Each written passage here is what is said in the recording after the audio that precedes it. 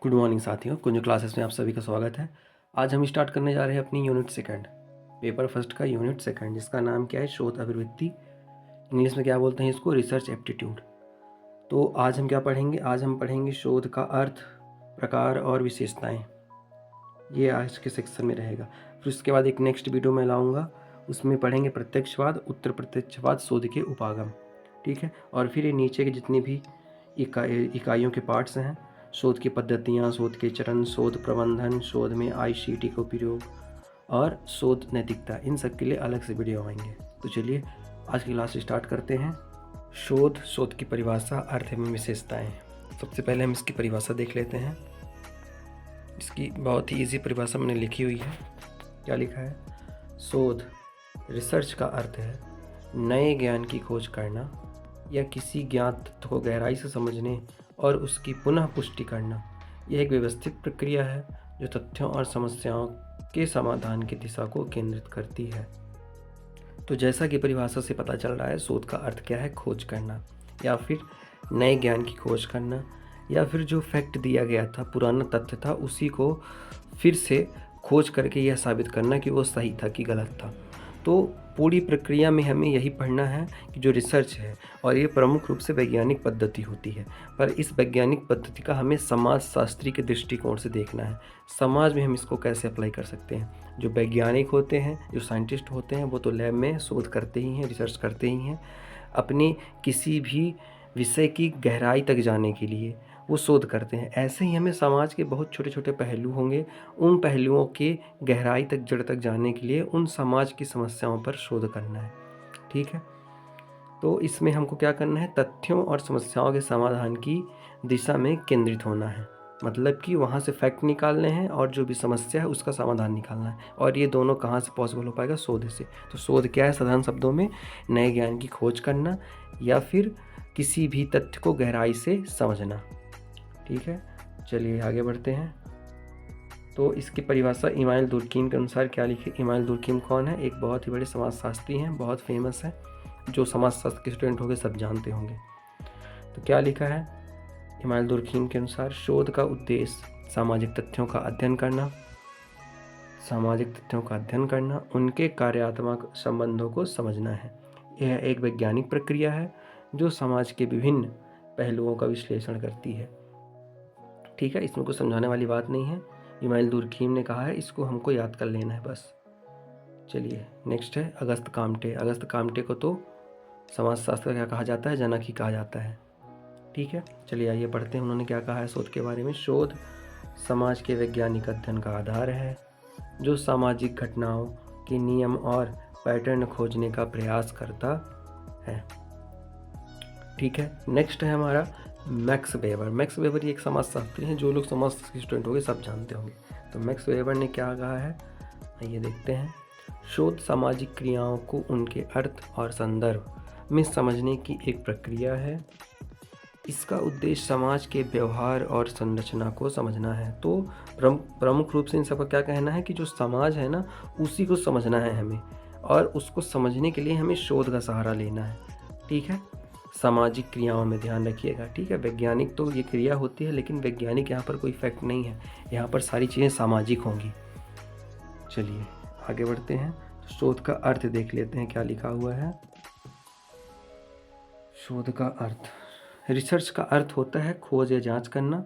ठीक है, जैसा कि मैंने बताया। उत्पत्ति, इसकी उत्पत्ति कब हुई है और कैसे हुई है। यह शब्द जो है ना शोध, यह संस्कृत के शोध से लिया गया है। मतलब संस्कृत में एक शब्द है शोध, वहाँ से लिया गया है, जिसका अर्थ क्या होता है, खोज या फिर जांच। वही चीज़ें जो यहाँ पर बोली गई हैं। ठीक है, अंग्रेजी में रिसर्च का अर्थ होता है दोबारा। सर्च का मतलब होता है खोज। इसका मतलब क्या हुआ, किसी तथ्य या समस्या की गहराई को दोबारा जांच करना। ठीक, एक एग्जाम्पल ले लेते हैं, जैसे कि तो जैसे समाज की एक समस्या है बेरोजगारी। यदि हम बेरोजगारी को ले लें तो उसके चलते हर साल बेरोजगारी के ऊपर रिसर्च होते रहते हैं, और कई रिसर्चों में ये साबित होता है कि जो बेरोजगारी की समस्या है वो कम हुई है या फिर बढ़ी है। ठीक है।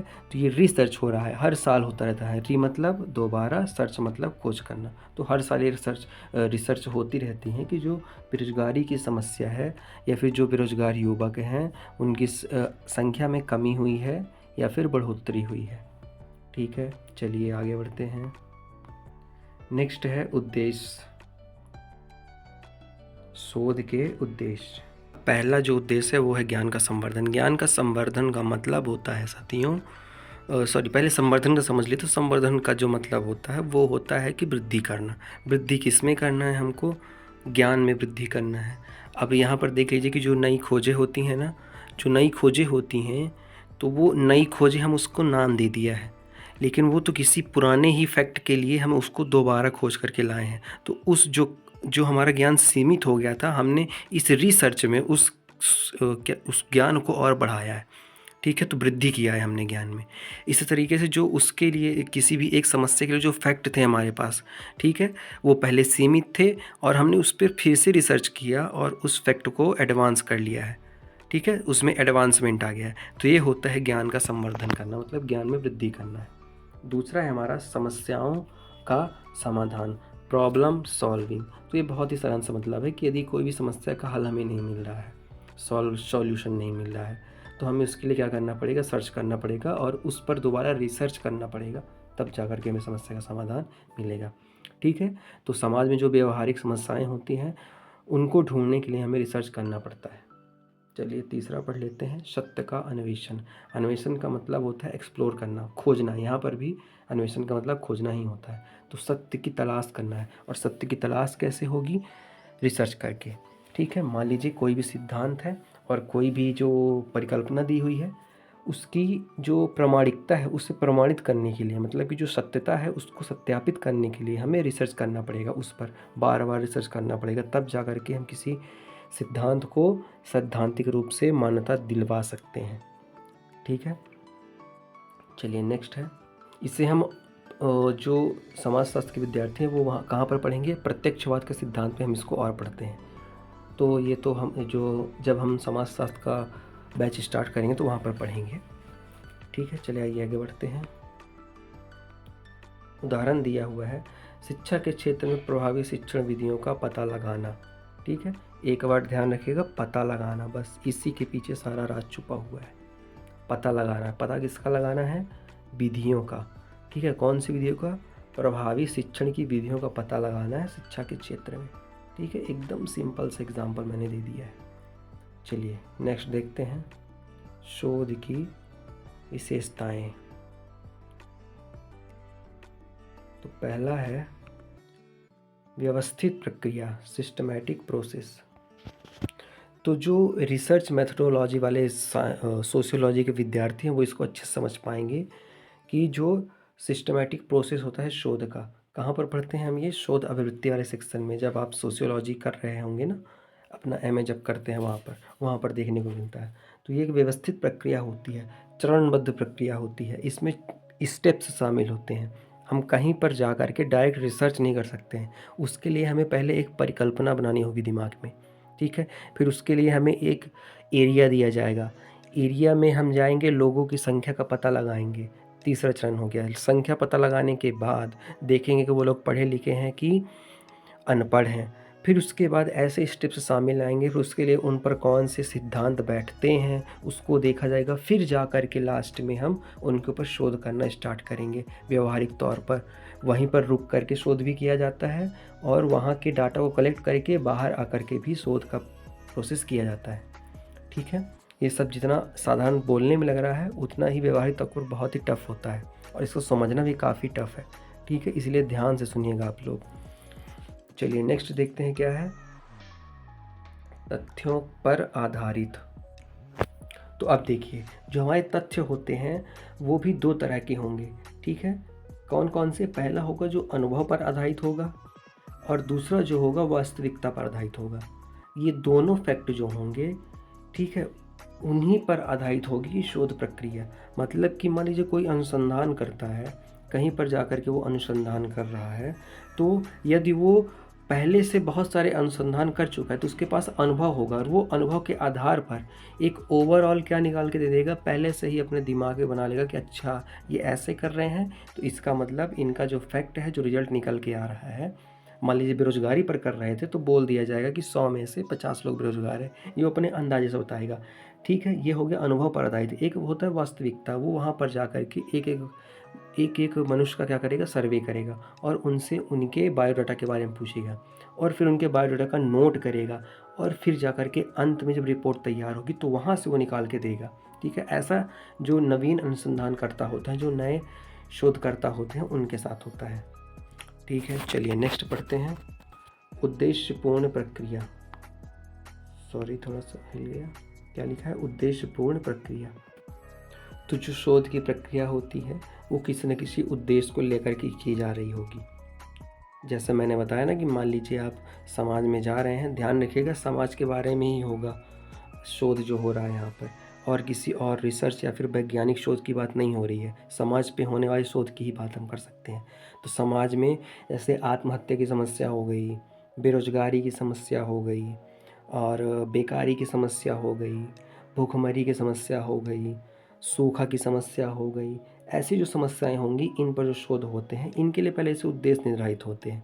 ठीक है, और ये जो उद्देश्य होते हैं पूरी इन पर जो रिसर्च होते हैं वो पूरी तरीके से निष्पक्ष होने चाहिए, इसका ध्यान रखिएगा। ठीक है, जो उद्देश्य होता है ना वो निष्पक्षता पर आधारित होता है। शोध का उद्देश्य किस पर निर्धारित होता है, निष्पक्षता पर, मतलब किसी के साथ भी पक्षपात नहीं होना चाहिए। ठीक है, चलिए आगे बढ़ते हैं। क्या लिखा है, नवीनता। इसका बस सीधा सा ही मतलब है कि कुछ नए तथ्य ज्ञात होंगे हमें जब शोध करेंगे, और दूसरा कुछ नए विचार हमारे सामने प्रस्तुत होंगे। यदि कोई नया अनुसंधान करता है, वह समाज में जा कर के शोध करता है, तो उससे कुछ न कुछ नया अनुभव होगा, यही है नवीनता। ठीक है, नेक्स्ट है वैज्ञानिक दृष्टिकोण। तो ये मैंने आपको पहले बताया कि शोध की प्रक्रिया कैसी है, साइंटिफिक है पूरी तरीके से। ठीक है, जो समाज में समस्याएं होंगी उनका जो समाधान होगा वो पूरी तरीके से तार्किक होना चाहिए और विश्लेषण पर आधारित होना चाहिए, मतलब तर्क और विश्लेषण के आधार पर ही हम समस्या का समाधान निकालेंगे। ठीक है, चलिए आगे बढ़ते हैं। दूसरा है प्रामाणिकता, रियलेबिलिटी।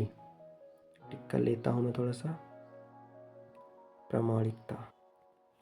तो इसका बेसिक सा सीधा सा मतलब ये है कि यदि कोई भी तथ्य हमारे सामने आया है, परिणाम हमारे सामने आया है, तो यदि हम उस पर बार बार जांच करेंगे तो एक ही परिणाम सामने आना चाहिए। ठीक है, यदि हमने कहा था कि 100 लोगों में से 50 लोग बेरोजगार हैं, तो यदि हम उस परिणाम को बार बार खोजते रहेंगे तो उस पर जो परिणाम है वो अंततः 50 ही निकल के आना चाहिए।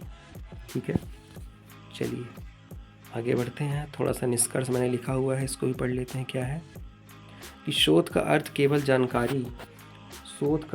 जानकारी जुटाने तक सीमित नहीं है, बल्कि यह ज्ञान को व्यवस्थित, तर्कसंगत और वैज्ञानिक तरीके से बढ़ाने की प्रक्रिया होती है। ठीक है, वही सब चीज़ें जो हम पढ़ के आए हैं अभी। तो चलिए बच्चों, आज की क्लास में इतना ही। अब हम मिलेंगे अपने नेक्स्ट सेशन में। आप सभी लोग नोट्स प्रिपेयर करते रहिएगा, और कोई भी क्वेश्चन हो तो आप कमेंट सेक्शन में पूछिएगा, और यदि आपको वीडियो अच्छी लगी हो तो उसको लाइक, शेयर, सब्सक्राइब ज़रूर करिएगा। ठीक है, चलिए धन्यवाद।